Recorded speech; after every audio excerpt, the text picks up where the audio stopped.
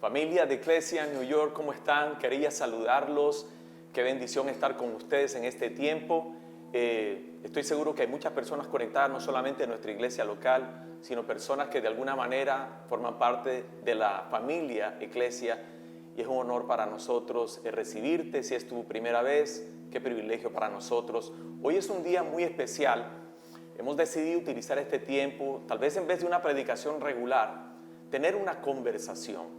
Sabemos que en el país han estado sucediendo cosas por varias semanas y nuestro corazón no solamente está conmovido, sino también creemos que es importante que se hable este tema.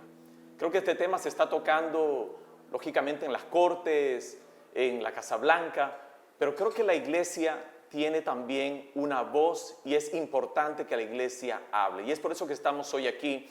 Quiero leerte unos versículos que están en el libro de Amós 5:21 y dice así: odio todos sus grandes alardes y pretensiones, la hipocresía de sus festivales religiosos y asambleas solemnes. No aceptaré sus ofrendas quemadas ni sus ofrendas de grano, ni siquiera prestaré atención a sus ofrendas selectas de paz. Fuera de aquí con sus ruidosos himnos de alabanza. No escucharé la música de sus arpas. En cambio, quiero ver una tremenda inundación de justicia y un río inagotable de rectitud.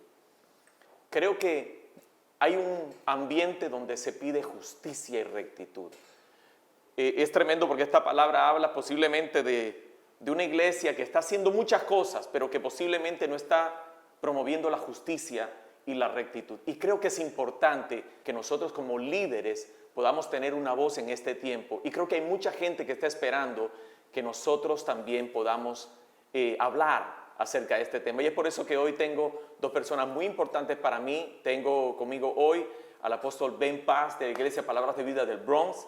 Y también tengo a mi pastor desde Miami, Iglesia Miami, el pastor José Víctor Dugán. Bienvenido, Ben, qué bueno que estás con nosotros hoy. No, Santiago, qué gozo, qué alegría este momento, poder tener este tipo de conversación que es tan necesario, tan importante, que afirma a la iglesia en su relevancia en un momento tan necesario, ¿verdad? Y compartir contigo y con nuestro hermano José Víctor, de verdad que lo hace más especial todavía. Así que bienvenido. La bendición es mía. Pastor José, ¿cómo estás? Bienvenido, gracias por aceptar la invitación. Estoy muy feliz de estar con ustedes, Santi y Ben, hablando de un tema que creo que nos inquieta a todos como miembros del cuerpo de Cristo, sobre todo, como decías tú al principio en la introducción, poder ver si hay algo que debemos hacer. Yo creo que es importante ver de qué lado de la historia quedamos, ¿verdad? Nos colocamos en este tiempo. Queremos estar del lado correcto de la historia, sobre todo de la historia de Dios, que es la que más nos interesa. Es un tema difícil. Así es. Es un tema muy complejo y profundo, y entonces estoy muy feliz de estar aquí con ustedes tratando de aportar algo y aprender. Tremendo. Y bueno, yo quería hacerles varias preguntas, porque creo que, y yo sé que estas preguntas nos van a llevar a discutir cosas que considero que sí, a veces son delicadas. Creo que los líderes no generan discusiones porque creo que no tienen respuesta primero. A veces hay temor de dar una respuesta o dirigir nuestra tendencia de pensamiento a un lugar específico, pero creo que todo empieza con conversaciones y yo creo que eso es lo más importante. Y quería hacerle esta pregunta a ustedes. Pastor José, cuando miramos lo que está pasando durante estas 3 semanas, lo que ha sucedido, ¿qué es lo primero que viene a tu mente? Lo primero que viene a mi mente es que la iglesia no estaba preparada para esto. Y no hemos sabido cómo reaccionar, o mejor dicho, no hemos sabido cómo actuar. Hemos reaccionado mucho, ¿verdad? Algunos han reaccionado paralizándose. Creo que a mí me sucedió al principio, porque tenemos temor de pronto de cometer un error, de decir algo que pueda incendiar más la conversación. Al mismo tiempo, seamos honestos, nos da un poco de temor de que la iglesia quede mal parada, como decimos en Barranquilla, Colombia.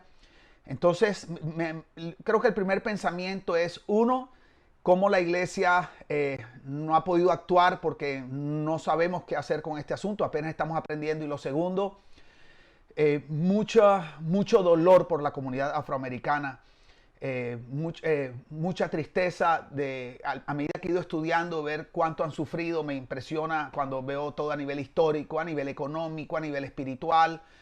Entonces esto es abrumador, me ha abrumado, pero estoy al mismo tiempo la palabra no es contento, pero digamos que hay una satisfacción por dentro porque creo que por primera vez estoy aprendiendo qué está pasando en esta situación de verdad. Entonces creo que eso nos va a dar tal vez una mejor perspectiva y una mejor capacidad de poder colaborar a ver cómo minimizamos un poco el dolor que esto ha producido.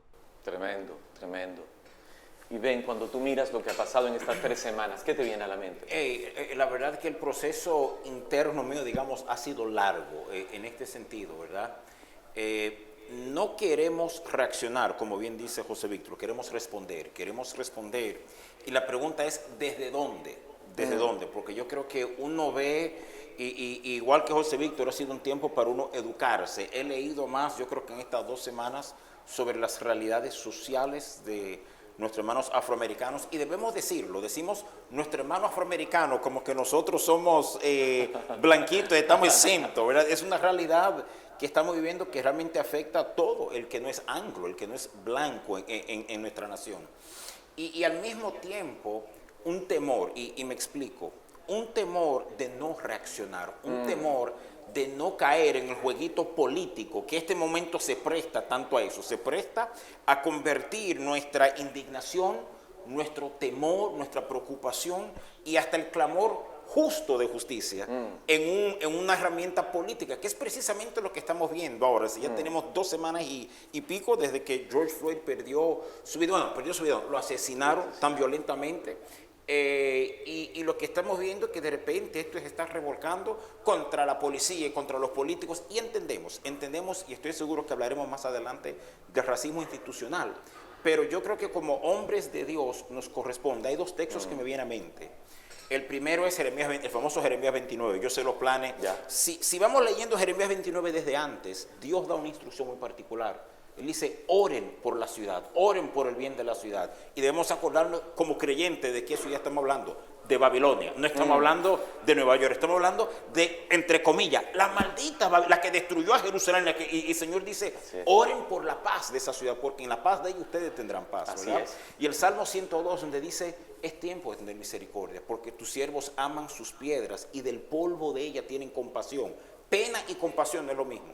Y si nos movemos y reaccionamos en este momento, es fácil reaccionar con pena, con preocupación, con indignación, ¿verdad? Y es importante reaccionar con compasión, porque creo que un momento como este, la voz de la iglesia no es lo que la sociedad dice que es una institución social. No. Si entendemos que somos la voz de Dios, nuestra voz en esto juega un rol muy clave, como para nosotros hablar ligeramente o reaccionando sencillamente a una indignación. Tremendo. Creo que hay 2 puntos que están ahora mismo a la luz y que lógicamente nos motivan de alguna manera a analizar esta situación. Y uno es la injusticia que se dio con el asesinato de George Floyd. Pero al mismo tiempo, si tenemos que inclinar nuestro corazón a mirar esa injusticia, creo que también tenemos que inclinar nuestro corazón a mirar la indiferencia que existe. Creo que hay 2 problemas, la injusticia, pero también la indiferencia que existe. Y creo que los 2 problemas de alguna manera también están basados en la falta de conocimiento. Porque yo pienso que tú no vas a determinar que algo es injusto si no has entendido realmente lo que ha pasado en años anteriores. Pero de la misma manera la indiferencia puede venir por esa falta de conocimiento. En otras palabras, es un suceso que está pasando, pero me imagino que ya se va a ir pronto. Y yo soy indiferente a esa situación porque simplemente no conozco lo que ha sucedido con la comunidad afroamericana. Pastor José, sé que tú has estado indagando a nivel de historia y que has compartido también con tu iglesia y online un poquito acerca de eso, porque lógicamente la gente que no entiende historia y que no ha indagado un poco en eso, no va a poder entender ni el problema ni tampoco va a poder aportar para poder ayudar. Cuéntanos un poquito acerca de la historia de esto para poder ayudarnos. Claro que sí. Yo pienso que lo más importante de entender la historia y el trasfondo son 2 cosas. La primera es entender cuánto tiempo lleva esta opresión o esta injusticia operando. Y lo segundo, que me parece tremendo, es entender hasta cuán reciente ha estado operando. ¿Verdad? Esas son 2 cosas que la gente, al no tener esa perspectiva, no podemos, lógicamente, tener un conocimiento ni una opinión acertada acerca de la situación. Por ejemplo, los primeros esclavos que llegaron a Estados Unidos llegaron en 1619 a Jamestown, Virginia. 20 esclavos que venían en una embarcación portuguesa que los ingleses atraparon en alta mar, los trajeron para acá. Entonces, creo que desde que esto comienza, lo que tenemos que entender es que la raza afroamericana o la comunidad afroamericana fue traída a este país no a formar parte de la comunidad, sino a ser usados para construir la civilización. Entonces, todos sabemos espiritualmente cuán importante es el fundamento. Si el fundamento está incorrecto y no se llega hasta allá, difícilmente se podrá construir bien el edificio, se podrán reparar las grietas de la sociedad. Entonces, lo primero que a mí me impresiona es que estamos hablando de 401 años de opresión, maltrato, etcétera, etcétera, y que ellos llegan a esta nación como lo voy a decir, suena muy duro, pero ante los ojos de la raza blanca llegan como una bestia de trabajo más. Así como teníamos los caballos para transportar, los burros para la carga, los bueyes para arar el crops, la agricultura. Los afroamericanos eran unos animales de carga increíble.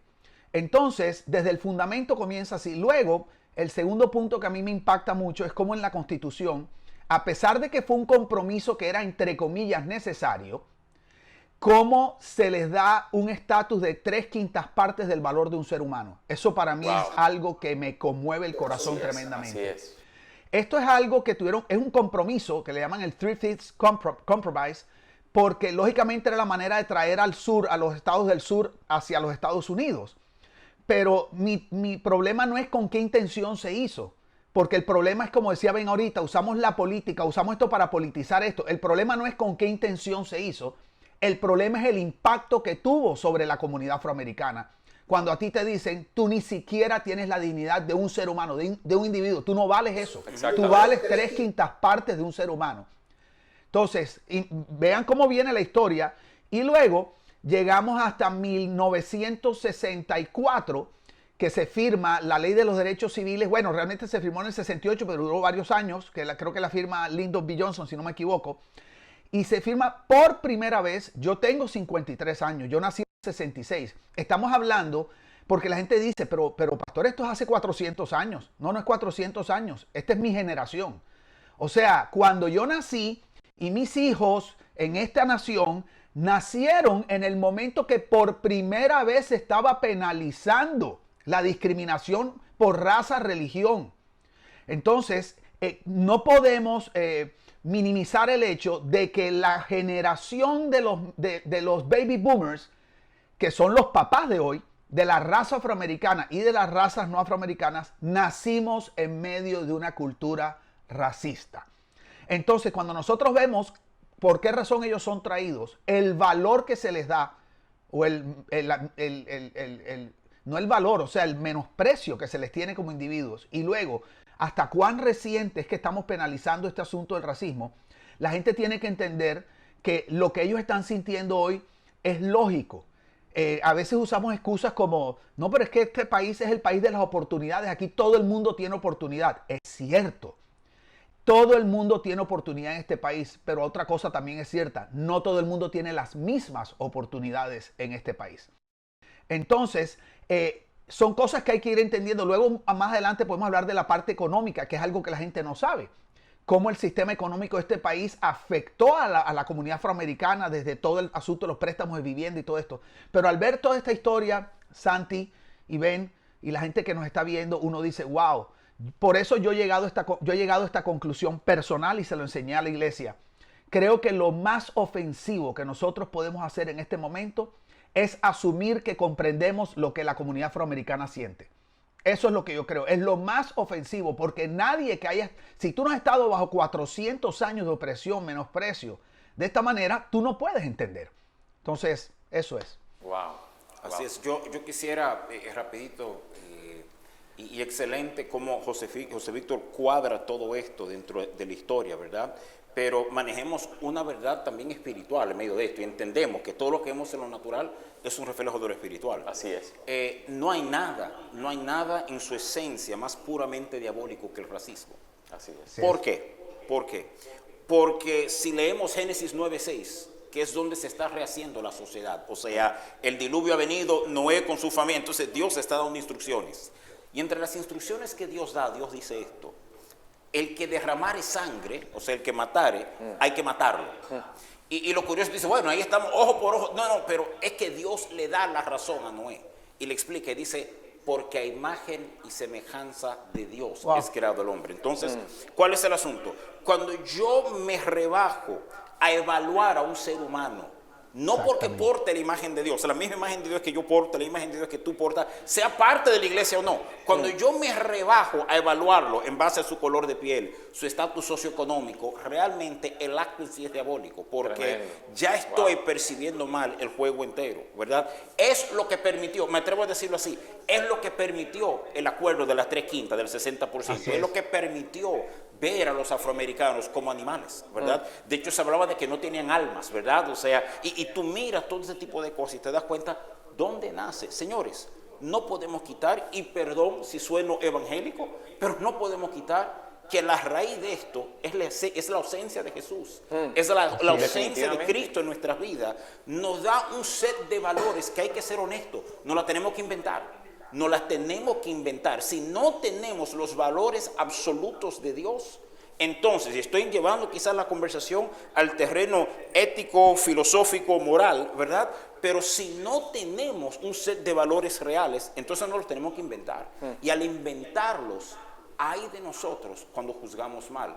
El resultado son 401 años de abuso descarado, de un abuso que es tan normal que ya la gente no se da cuenta que existe. Yo escuché, y perdón Santi, esto 30 segundos, a mí me chocó, y estoy seguro, José Víctor, que tú lo viste, que en una cultura como la nuestra, a falta de valores, hemos elevado personas que quizás no se lo merecen, artistas y jugadores deportivos, a un nivel de influencia indebido, ¿verdad? Así es. Pero es la realidad que llevamos. Pero ha sido impresionante ver, no hay nada más grande deportivamente en los Estados Unidos que el NFL, la Liga Nacional de Fútbol Norteamericano. O sea, las 3 otras ligas juntas, béisbol, baloncesto y hockey, no producen lo que produce el fútbol norteamericano en 16 semanas, ¿verdad? Así es. Y es impresionante ver un quarterback, una de las posiciones principales de los Santos en New Orleans, Drew Brees, un hombre blanco. Cuando habló de la bandera, que él no se arrodilla, y por primera vez sus compañeros negros empezaron a hablar. Y uno de ellos dio un discurso que realmente fue conmovedor. Cuando el tipo, tú te das cuenta que tiene un contrato de $17 millones al año. O sea, es un tipo que ha llegado al tope de los topes. Y el tipo dice, yo vivo en un complejo donde solo viven los más ricos. Y dice, y si yo voy a buscar mi correspondencia, el buzón, donde el cartero deja las cartas, dice él, si hay una mujer blanca de la misma comunidad buscando su correo, yo me quedo en mi carro un par de minutos más. Wow. Es decir, son detalles así que tú oyes, que tú dices, hey, pero ese no tiene problema, ese llegó, ese tiene... Tú te das cuenta, no, el problema es más severo que dinero, es más severo que oportunidades. Así es. Realmente hay algo quebrado en nuestra sociedad. Hay algo dañado. Tremendo. Ven, hablemos de la iglesia un poquito. Creo que de alguna manera la iglesia, en su influencia, ha quedado un tanto irrelevante. Y pienso yo, y yo lo decía en un panel en la ciudad de Miami, que es porque la iglesia ha manejado la separación de 2 conceptos, el concepto religioso y el concepto secular. Sí. Y es como que la iglesia por alguna razón ha creído que solamente tiene influencia a nivel religioso, y eso es lo que trata de transformar, cambiar y trata de ayudar en torno a eso. Pero no se ha visto ayudando o siendo de aporte o bendición al ámbito secular. Pero realmente esto tiene que ver con reino, y en el reino no hay secular ni religioso. Esta separación ha incapacitado a la iglesia, no solamente a estar envuelto en situaciones sociales y comunitarias, sino también no ha podido entender los problemas comunitarios, peor aún traer soluciones. ¿Cómo tú crees que debe estar involucrada la iglesia a nivel social, comunitario, y cuál debería ser su nivel de influencia? No, tremenda pregunta, ¿verdad? La forma más franca de decirlo es que nos hemos hecho irrelevantes. Nos hemos hecho irrelevantes. Y referente a eso estuve yo pensando, y de nuevo, solo por anclarme en la palabra, antes de empezar a enunciar lo que yo comprendo, lo que yo percibo ser parte de la solución, que estoy seguro que no es toda la solución, ¿verdad? Yo no sé si ustedes se acuerdan que cuando Israel pidió rey, y el Señor le dijo a Samuel, está bien, le he dado rey, no te han rechazado a ti, me han rechazado a mí. Ajá. Que el próximo capítulo, el capítulo 9, parece como cuando tú estás leyendo un libro y como que, o una película que cae a negro y abren una escena que tú dices, Pero esto no está relacionado con lo anterior, ¿verdad? Tú te despiertas la historia de un hombre que se le han perdido 2 burros y despierta a su hijo y le dice, mira, vete a buscar las 2 asnas, que sin eso está muy difícil. Así tú dices, pero por Dios, ¿qué tiene esto que ver con el rey de Israel, verdad? Claro, ese joven se llama Saúl y sería el primer rey, ¿verdad? Pero lo que encuentro fascinante es que en su búsqueda de 3 días que no aparecen los burros, él decide, hey, vayamos a ver al profeta, que estamos cerca. Y cuando llegan donde Samuel, ellos llegan donde Samuel a averiguar de los asnos. Lo que él no se imagina es que esa cita dispararía, manifestaría su destino en el Señor de ser el rey, ¿verdad? Pero lo que yo encuentro fascinante es que cuando él mira al profeta, el primer intercambio, lo primero que el profeta le dice es esto: los burros han sido hallados. Ven mañana que tenemos que hablarte de tu corazón. O sea, ¿a qué me refiero? El profeta da una respuesta relevante. O sea, el muchacho vino buscando los burros. O sea, óyeme, tranquilo, que los animales aparecieron. Ven mañana que tengo que hablarte de tu corazón. ¿Tú entiendes? O sea, la iglesia, estamos recibiendo el clamor de la sociedad, el clamor de líderes, de nuestros jóvenes. Yo creo que la iglesia latina en los Estados Unidos ahora mismo está paralizada no por los adultos, sino porque no tenemos la menor idea de qué decirle a nuestros jóvenes. Wow. Están haciendo preguntas y no tenemos respuesta, ¿verdad? Wow. O sea, no somos relevantes. Esta es la respuesta que le estamos dando. Oremos. Ayunemos. Sí, oremos, ayunemos, pero ¿qué más? ¿Qué más? Yo le dije a los jóvenes míos, ¿quieren protestar? Váyanse a protestar, que la iglesia salga a la calle. O sea, vayan a marcar que estamos en contra de esto, ¿verdad? En lo que entendemos, Santiago, y te lo digo honestamente, que lo que tú resaltas, esa separación sagrado-secular, esa separación que la iglesia pertenece en sus 4 paredes y que se quede ahí, es parte del problema. Es parte del problema. Es parte del problema en la historia del mundo. El silencio de la iglesia aprobó el apartheid en Sudáfrica. El silencio de la iglesia aprobó el negocio de la esclavitud en Inglaterra. El silencio de la iglesia fue cómplice de la opresión de los negros en los Estados Unidos. Y no fue hasta que la iglesia en Sudáfrica, hasta que la iglesia despertó y dijo, esto no puede ser, que el apartheid cayó. No fue hasta que Guillermo Wilberforce y la iglesia de Inglaterra dijeron, se acabó este negocio, que por fin cayó. No fue hasta que la iglesia blanca se unió con la iglesia negra. Y debemos resaltar, el líder del movimiento de los derechos civiles en los Estados Unidos entre los negros, ¿quién fue? La iglesia. Fue la iglesia. Entonces nos damos cuenta que en la historia reciente, y lo estoy limitando ahí porque pudiéramos rastrear toda la historia de esta manera, el catalista de cambio social más real y efectivo que ha existido es la iglesia. Tremendo. Es la iglesia. Entonces es tiempo de que la iglesia se pare. Pero no podemos pararnos reaccionando, sino respondiendo de una postura de sabiduría, de amor y de compasión. Excelente. Santi, yo también creo, añadiendo a la respuesta increíble que acaba de dar Ben, que en este asunto de la separación de sagrado y secular, no solamente hemos confinado a la iglesia en estas 4 paredes, sino que hemos confinado la vida de Cristo a esas 4 paredes, ¿verdad? Y creemos que ahí es donde sucede la espiritualidad. Tremendo. Ahí es donde sucede, y creemos que la espiritualidad va de lo que llamamos templo o iglesia, o sea que de por sí ya con el paradigma incorrecto que tenemos de iglesia, porque nos paramos en un púlpito a decir, la iglesia no es el edificio, somos nosotros, pero una cosa es lo que decimos y otra cosa es lo que expresamos. Y tenemos 100 días diciendo que la iglesia está cerrada. Oye, increíble, es increíble. Entonces, además de que hemos limitado la vida de Cristo y la vida del Evangelio, la expresión del amor de Dios a lo que sucede ahí adentro, a esa gloria primera, ¿verdad? Que es una gloria limitada a espacio y tiempo. Entonces, ¿qué sucede? Además, en esta separación de lo secular y lo sagrado, hemos metido a la gente también. O sea, igual como separamos pecados, separamos conductas, separamos música, separamos comida en sagrado y secular, también separamos gente. Entonces, lo separamos en sagrado y secular. Y eso nos ha hecho que se apoye más o se afirme este asunto de cómo hemos menospreciado o dado menos valor a lo que Dios llama o que Dios dice que ha creado a su imagen y semejanza. Entonces la iglesia ha perdido la capacidad de darle dignidad a todo el mundo. ¿Por qué? Porque la iglesia da dignidad o dignifica a la gente desde su perspectiva, no desde la perspectiva de Dios. Tremendo. No desde la perspectiva de la creación original de Dios, donde todo ser humano ha sido hecho a su imagen y semejanza, ¿verdad? Sino desde la perspectiva de mi sistema de creencias, lo que yo considero es la verdad de Dios, lo que yo considero. Entonces, cuando partimos de ahí, eso ya nos hace de alguna manera creer que algunas personas son más dignas que otras, merecen más amor, más compasión. Entonces, por eso las iglesias están llenas de la misma gente siempre. Y las iglesias tienden a crecer por rotación de creyentes que se aburrieron de su iglesia y van a buscar la nueva que abrió, tú sabes, en el barrio, la nueva que abrió en la ciudad para ver qué me aporta nuevo. Y dicen las estadísticas que el 53 al 55% de la gente de afuera nunca va a venir a un edificio de una iglesia. Nunca.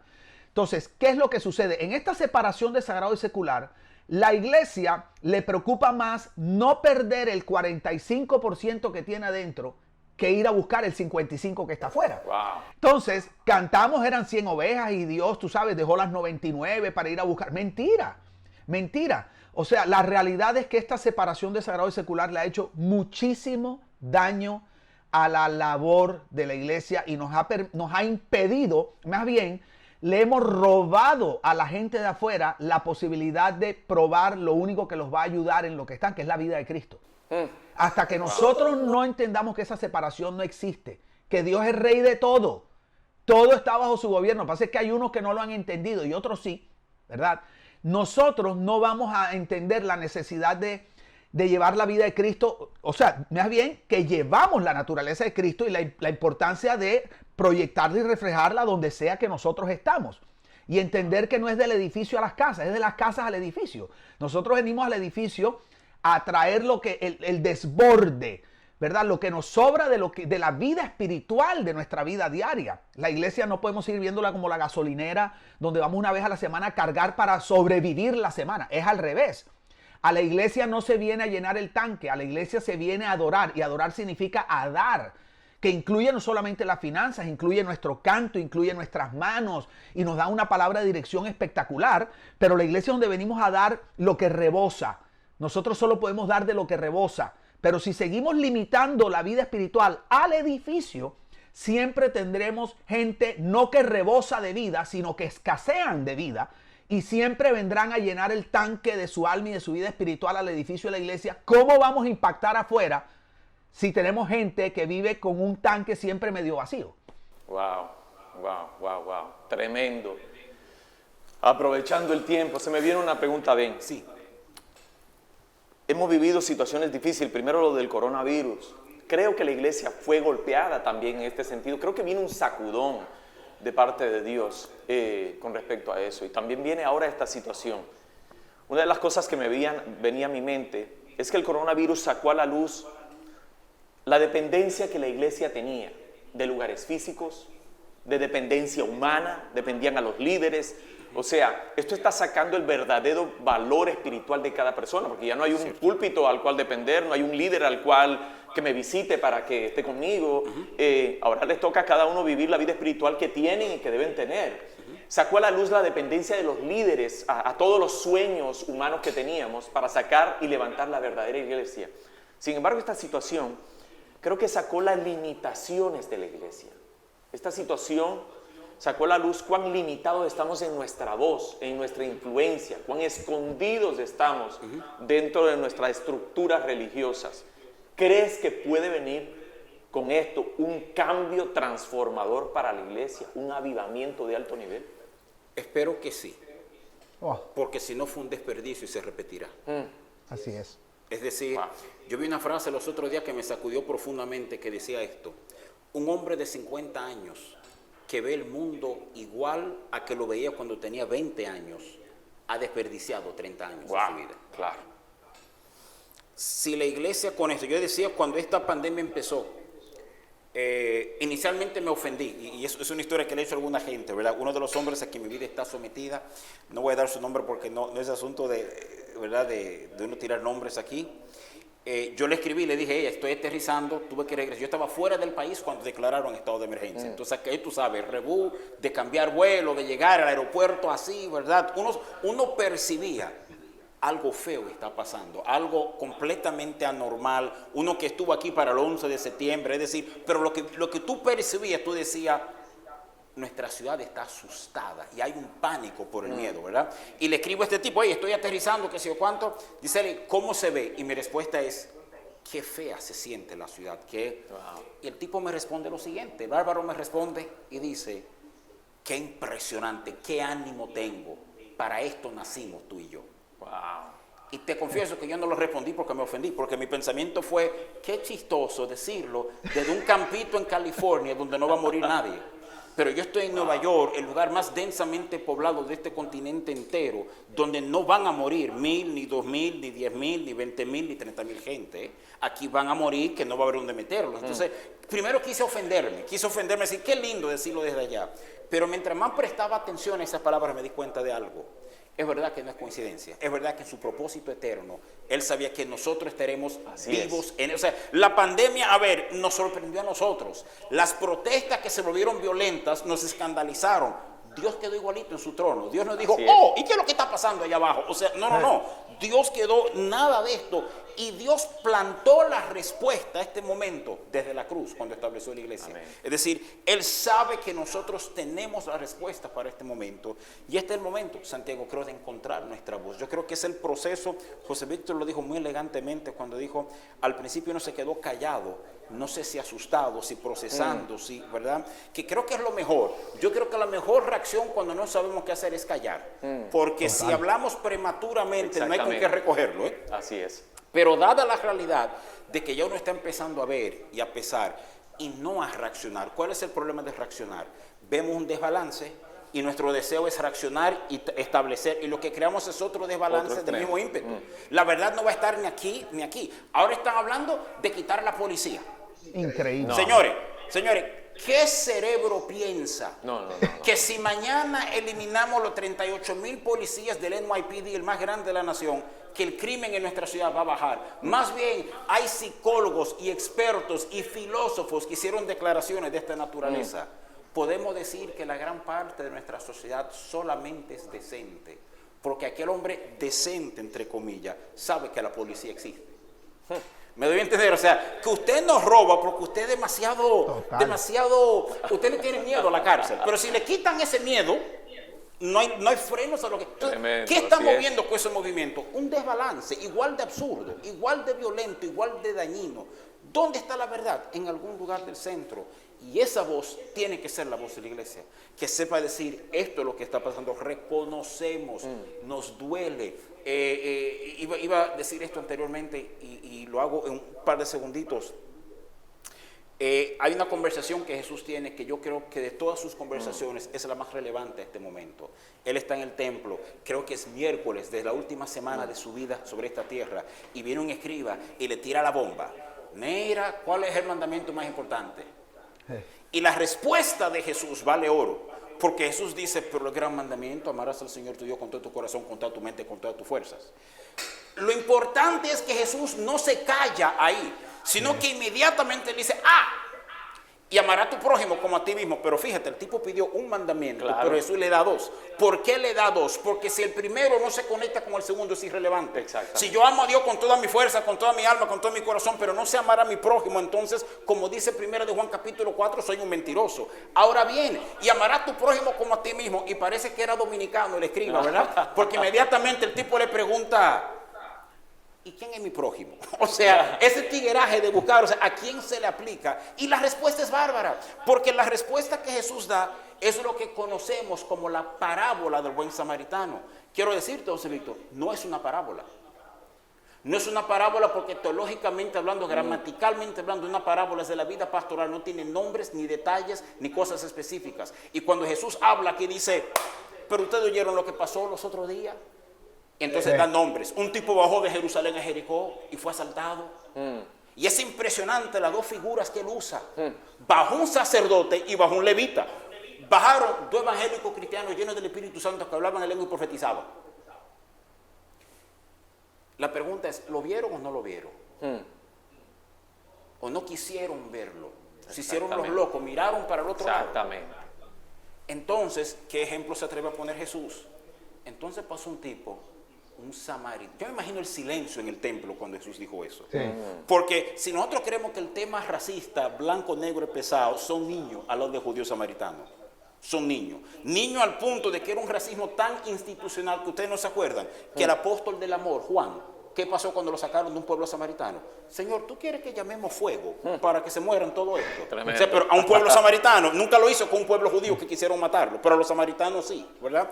Y Jesús pone como la figura de rescate, mi prójimo, un samaritano. O sea, es un ataque directo a esos conceptos de que alguien es diferente de mí porque habla otro idioma, tiene otro color de piel. La iglesia tiene que levantar su voz unánime, de acuerdo en este momento, porque, óyeme bien, no para llenar las iglesias, porque la tierra lo necesita. Así es. Lo que estamos viendo es el clamor de la tierra por justicia. Sí. Santi, Sí. ¿puedo decir algo? Sí, por favor. Es tremendo. Yo creo que, regresando un poquito al tema que casa perfecto con esto, el tema de politizar estos asuntos, Ya. la iglesia también lo ha politizado. Tú sabes, lo que pasa es que hay diferentes partidos políticos, no solamente está demócrata, republicano. Te voy a decir lo que son partidos políticos, son sistemas en los cuales uno se siente seguro y con los cuales uno se identifica. Hay gente que percibe que el sistema que proponen los demócratas se identifican más con él y se sienten más seguros. Les gusta ese sistema. Hay otros que se sienten o se identifican más con el republicano. Bueno, la iglesia también tiene un sistema que lamentablemente no es el reino. Es un sistema religioso, eclesiástico. Y hay gente que se siente muy segura en ese sistema, ¿verdad? Entonces, ¿qué me preocupa? Cuando yo veo esto, yo veo a la iglesia también con la tendencia de politizar eso. Entonces, ¿dónde lo ato dónde lo voy a ligar con lo que está diciendo Ben? En lo siguiente, en una experiencia bíblica, cuando Jesús le dice a los fariseos, ustedes se preocupan, ¿verdad?, del diezmo de la menta, del eneldo y del comino. Dice, y han dejado de lado la justicia, la misericordia. Así es. Y empieza a hablar de actitudes del corazón y de compasión. Y Jesús les da a entender que la justicia, la misericordia es importante, va primero. Y luego dice, sin dejar de hacer lo otro. Qué tremendo Jesús. Ese es el centro que hablaba ahorita Ben. Jesús no le dice, olvídense del diezmo de la menta, o sea, y solo esto. Jesús le dice, esto es lo más importante. En la escala de valores, esto es más importante sin dejar de hacer lo otro. ¿Qué sucede? Algo que yo hablo un poquito en el libro que sale mañana, es que no hemos entendido la motivación de Dios. Y la motivación de Dios es el amor. Porque la Biblia dice en Juan 3:16, porque de tal manera amó Dios al mundo, que dio. O sea, Dios dio por amor, así de fácil. Entonces, cuando Jesús está hablando a los fariseos y les dice eso, él lo que está diciendo es, hey, es importante hacer las cosas correctamente. Pero ojo, necesitamos hacerlas por la motivación adecuada. Porque uno puede caer en hacer lo correcto por un celo por el sistema, más que por amor y compasión, que era lo que siempre movía Jesús. Así es. Entonces, ¿qué sucede? Que la iglesia, en vez de estar motivada por el amor por el pecador, la iglesia está más motivada por el celo por la verdad y el celo por su sistema. O sea, la iglesia tiene más celo por la verdad y el sistema que amor por el pecador. Entonces, ¿eso a qué nos lleva? Nos lleva a una distorsión del orden de las cosas. O sea, para la iglesia, Juan 1:14, entonces está mal escrito. Donde dice, el verbo se hizo carne y habitó entre nosotros y vimos su gloria, gloria como el unigénito del Padre. Para la iglesia sería lleno de verdad y gracia. Pero el versículo dice lleno de gracia y verdad. Sí, Señor. La gracia siempre va a ir primero, porque la gracia es lo que permite que la verdad sea abrazada por aquellos que se Así sentirían es. desechados, rechazados, los menospreciados. Entonces, la iglesia, ¿qué hace la iglesia? Mientras Jesús dice, yo te amo, puedes venir a mí como tú eres, y aquí conmigo, perteneciendo a mi familia, yo voy a hacer una obra maravillosa dentro de ti. Te voy a cambiar, voy a cambiar tu manera de pensar. La iglesia dice, primero necesito que creas como yo, que cambies tu comportamiento, y entonces te merecerás el derecho de ser amado y de pertenecer a esta familia. Entonces, mientras nosotros no volteemos ese asunto y pongamos las motivaciones donde son y no adoremos más al sistema, porque estamos adorando más al sistema, lo que nos hace sentir seguros. Por eso no queremos que venga gente diferente a la iglesia, porque nos dañan el orden que tenemos, porque nos dañan lo que hemos construido por años. Nos molesta que entre un homeless que huele sucio porque va a incomodar, huele mal porque incomoda a la fila al lado. Nos incomoda que entre un transgender porque ¿qué va a decir la gente cuando lo vea? O ¿qué van a pensar mis hijos? ¡Qué mal ejemplo! Entonces, la realidad es que nos preocupa más que puedan dañar el sistema Wow. que la compasión que sentimos por lo que Dios quiere hacer en eso. ¿Por qué les digo esto? Porque yo pienso que esa es la raíz. Digo, aparte de lo espiritual que habló Ben, de lo de la imagen, que estoy totalmente de acuerdo, lo complementario es esto, que cuando yo veo todo esto de la destrucción, del looting, del rioting, de las protestas violentas y oigo a la gente, para mí ese es el diezmo de la menta, del eneido y del comino. Así es. Si ven, lógicamente sin dejar de hacer aquello. Pero ¿qué me preocupa? Ver una iglesia tan righteous, tan justa, tú sabes, en el celo por su sistema y por la verdad, que se la pasa hablando en contra de las protestas violentas y todavía no ha levantado su voz en empatía y compasión hacia una comunidad que lleva 400 años sufriendo. Wow. ¿Sí ves? Entonces, para mí eso es lo más importante, sin dejar de hacer lo otro. Pero se tiene que ver cuál es nuestra motivación. No podemos seguir proyectando que estamos asustados de que nos cambien la manera de pensar, que cambien nuestras iglesias, nuestros sistemas, porque eso no es compasión, eso es egoísmo y eso es autoprotección y eso es supervivencia. Así es. Wow, tremendo. Necesitamos buscar esa compasión que nos permita realmente que cuando ellos nos vean, ellos digan, aquí somos amados de verdad. Aquí nos aman, quieren lo mejor para nosotros. Tremendo. Te aprovecho con una pregunta más. Ya nos queda poco tiempo. Creo que podemos hacer un par más. Pastor José, si hablaríamos de posibles soluciones prácticas, ¿qué podemos hacer como iglesia para tratar de construir puentes en un tiempo de tanta división y tanto dolor? Yo creo, voy a decir para mí, lo más importante es tener conversaciones con gente que sepa. Para mí eso es lo clave. Yo creo que la iglesia tiene que dejar a un lado un poquito la soberbia que a veces nos caracteriza, porque como tenemos la verdad de Dios, asumimos que lo sabemos todo, ¿verdad?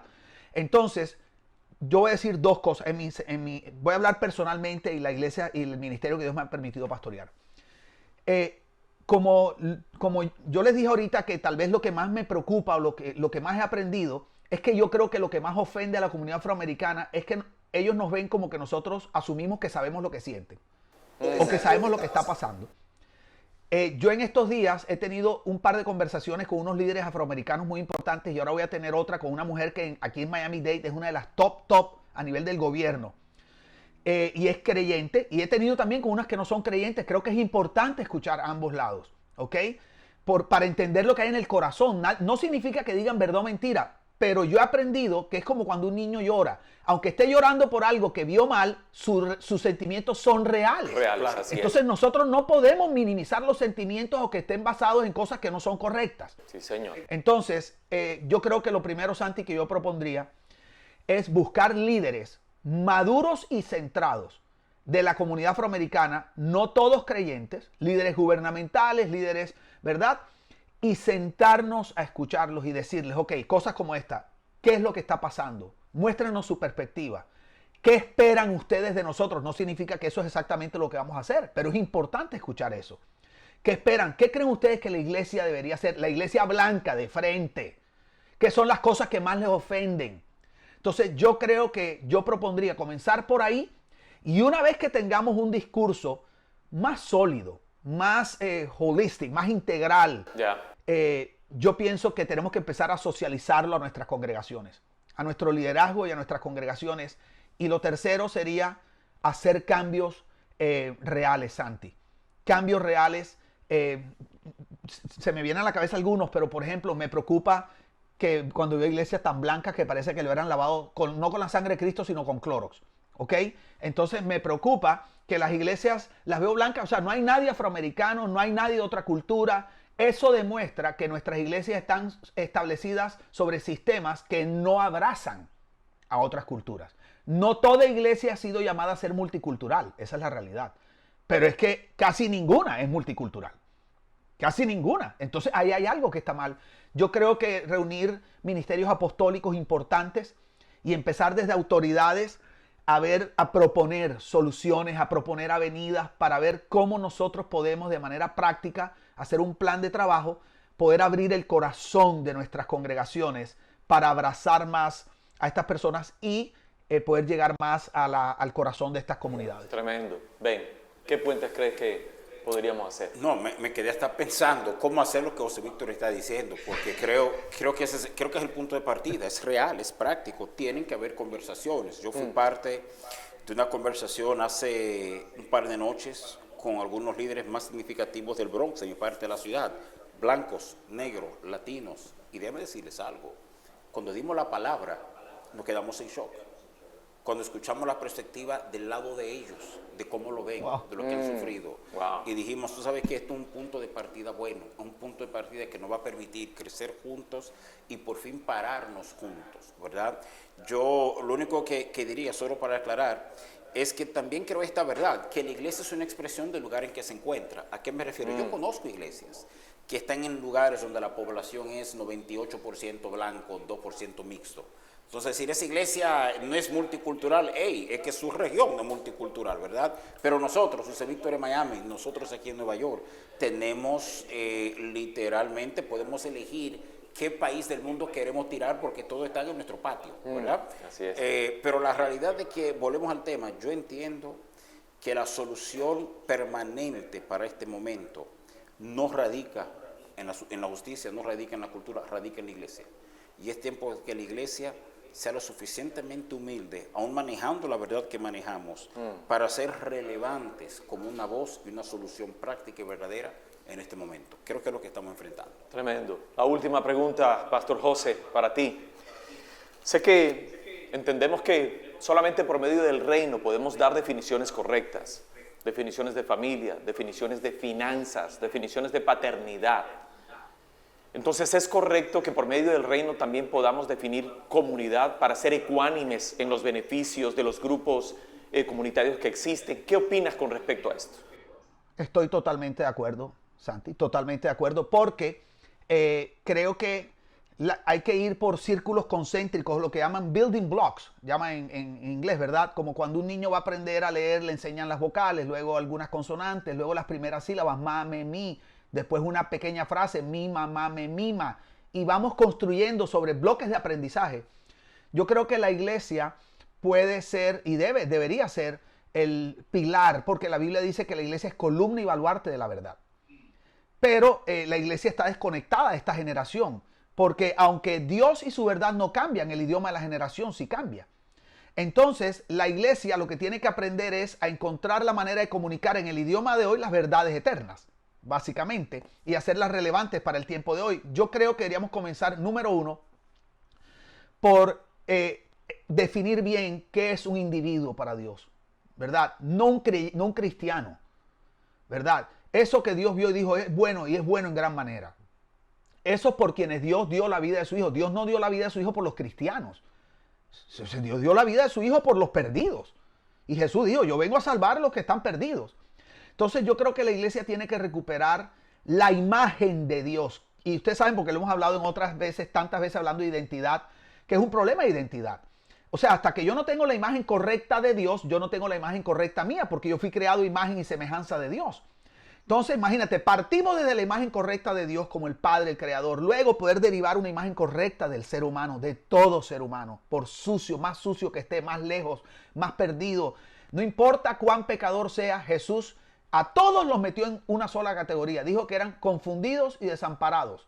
Así de fácil. Jesús no le dijo ni ladrones, ni adúlteros, ni nada. Confundidos y desamparados, y dio una sola razón. Porque están como ovejas sin pastor. O sea, no conocen a Dios, no hablaba de los pastores nosotros.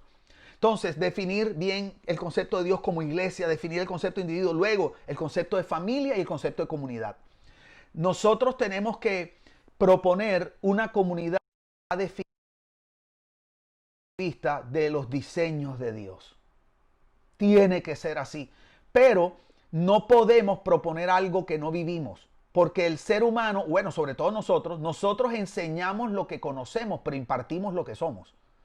Entonces, nosotros no podemos seguir tratando de impartir conocimiento, porque lo que se imparte es vida.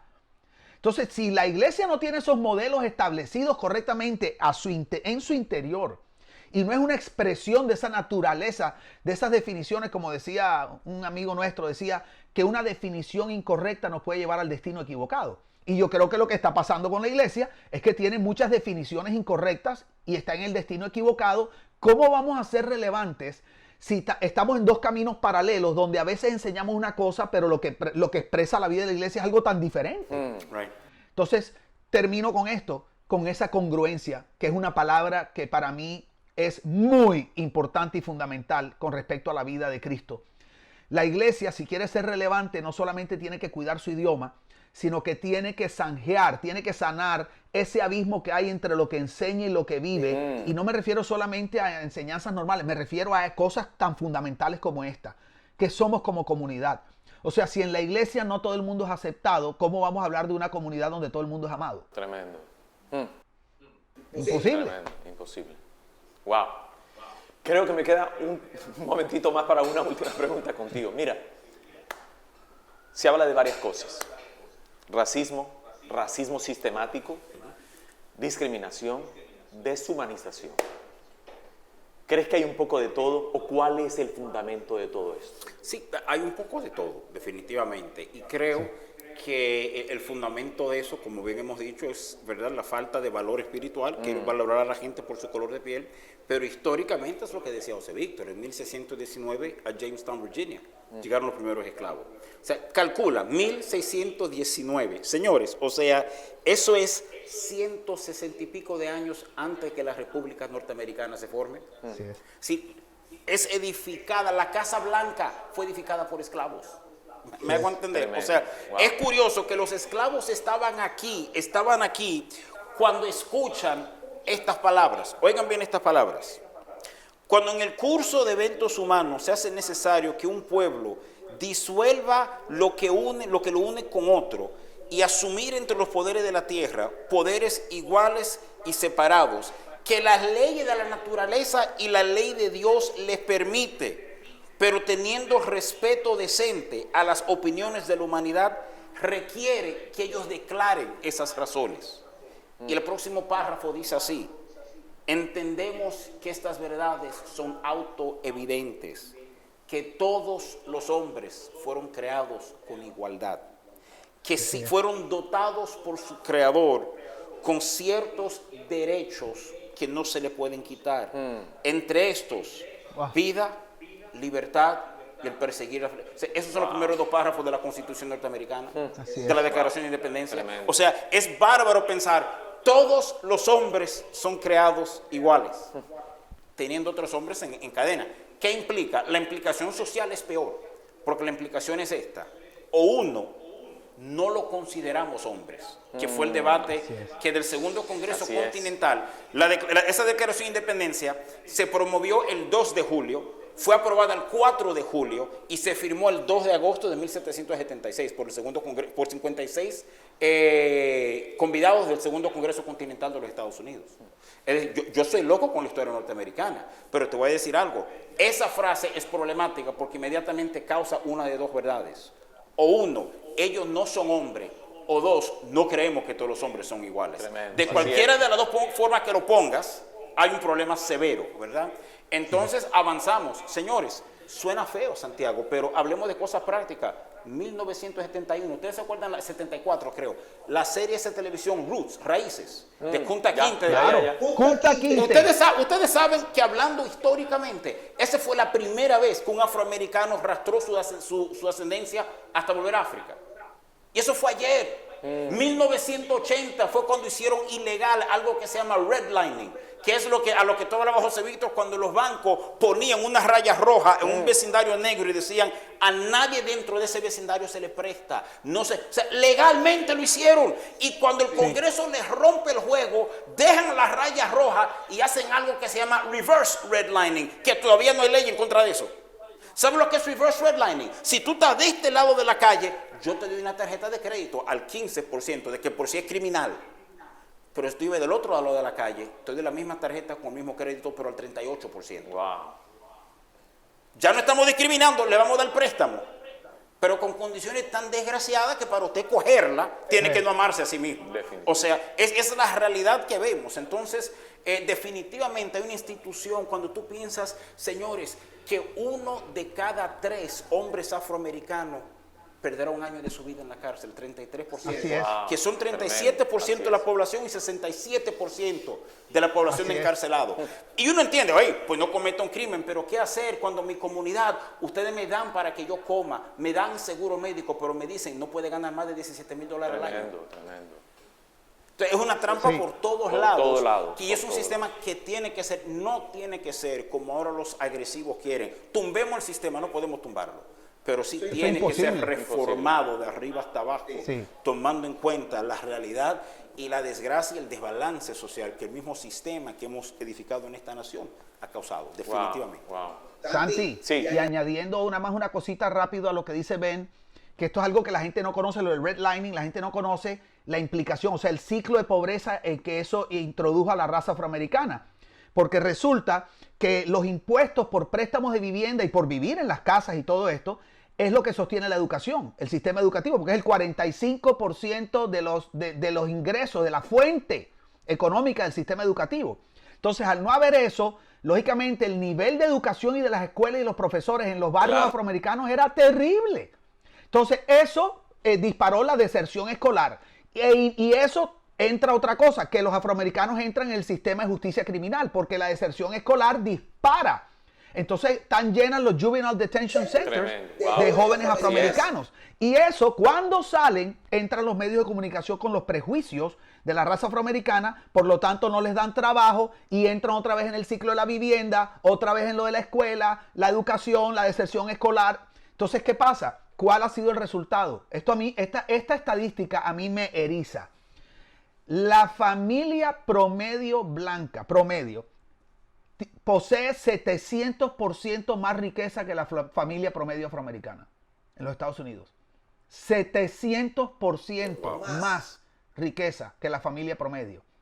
No me pueden decir que eso no, hay algo ahí que no está bien. Entonces, ¿qué pasa? Eso es ahora, eso es del presente. Y como dijo Ben, hasta en el 1971, es que por primera vez penalizan la discriminación en préstamos y financiación de vivienda. Pero todos estos hijos nacieron en esos barrios. Tú ¿Cómo los vas a tumbar de la nada esos colegios? ¿Cómo los vas a reformar? Eso requiere millones y billones de dólares. Entonces, hay cosas que hacer. Necesitamos ponernos a trabajar y no podemos solucionarlo todo, pero hay que hacer algo. Así es. Creo que de esta manera estamos comenzando también. Quiero agradecerles por su tiempo. Qué bendición poder escuchar, poder compartir, poder conversar. Creo que las soluciones empiezan así. Dios quiera, podamos seguir adicionando tanto sabiduría, dirección, que el Señor abra nuestros ojos para poder avanzar. Creo que hay mucha gente que está esperando la voz de los líderes también y creo que esto es muy importante. Quiero pedirte, Ben, que cierre este tiempo. Ora por favor por nuestra ciudad, ora por la iglesia, ora por los líderes y vamos a despedir este tiempo también. Amén.